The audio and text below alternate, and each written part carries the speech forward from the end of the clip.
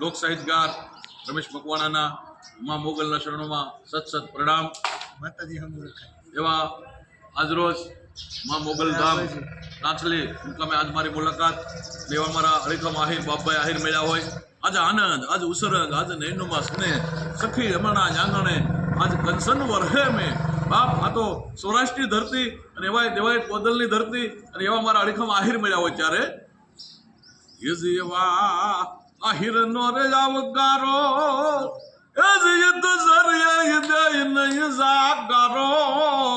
આ તો શેર જાહિર નો આવકારો.